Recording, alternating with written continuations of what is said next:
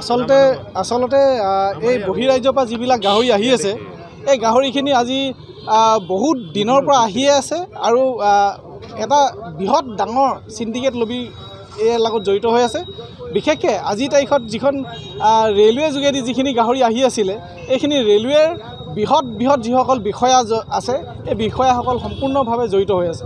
কিয়নো এইটো আমি বুজিবলৈ বা জানিবলৈ বাধ্য হৈ পৰিছোঁ যে ২৭ তাৰিখৰ দিনাখন যোৱা মাহৰ ২৭ তাৰিখৰ দিনাখন যিখন SOP ওলালে অসম চৰকাৰৰ তৰফৰ পৰা SOP জাৰি কৰাৰ পাছত এই ৪ তাৰিখৰ দিনাখন চেন্নাই ইৰোড বুলি যিটো ষ্টেচন আছে সেই ষ্টেচনৰ পৰা আকৌ গাড়ী লোড হৈছে। কালিও লোড হৈছে, আজিও লোড হৈছে। ডেইলি অহৰহ তাত গাহৰিবোৰ লোড হৈ আছে। আমি জনামতে এখন ট্ৰেইলাৰ মানে এটা যিটো বুগি আহে ট্ৰেইনৰ সেই বুগিটোত ১০৪টা গাহৰি লোড কৰিব লাগে, কিন্তু ১০৪টা জেগাত তাতে ১৫০টাকৈ গাহৰি লোড কৰি আছে। আৰু এইটো এদিনৰ কথা নহয়, অকল আজি বা কালি এই যিটো লোড হৈছে সেইটোৱে অকল কথা নহয়, এইটো অহৰহ আজি বহুত দিনৰ আগৰ পৰা চলি আহিছে এইটো সিন্ডিকেট।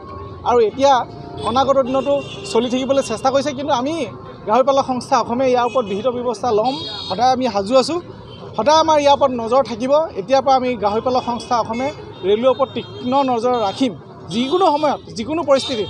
আজি আমাক ইয়াতে প্ৰায় ১২ ঘণ্টা কি ১৪ ঘণ্টামান আমাক ইয়াত আবদ্ধ কৰি ৰাখিছে, কিন্তু আহিবলগীয়া দিনত ১২ ঘণ্টা ১৪ ঘণ্টা আবদ্ধ কৰা কি আমাক ১২ বছৰ জেল দিলেও আমি কিন্তু এই এনেকুৱা ধৰণৰ কাৰ্যসূচীবিলাক কৰি থাকিবলৈ বাধ্য হ'ম। এইটো খবৰ পৰা আমি আহিছিলোঁ, এইটোতো হ'ব দিব নোৱাৰি। আছোঁ ৰাতি আমি ২টামান বজাৰ পৰা ইয়াতে ফ'ৰ্চ লৈ RPFৰ মানুহ আহিছে। তো এতিয়া দেখা গৈছে ইয়াতে বগীটো নাই, বগীটো সম্ভৱ এইটো আগত ক'ৰবাত কাটি দিয়া হৈছে বা কিবা হৈছে।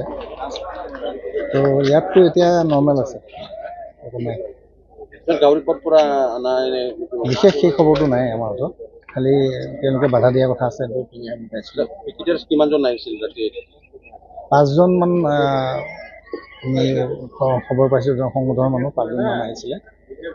বাকী হয়তো মানুহ আহিলেহেঁতেন ইয়াত, এতিয়াতো হোৱা নাই এইটো বস্তু।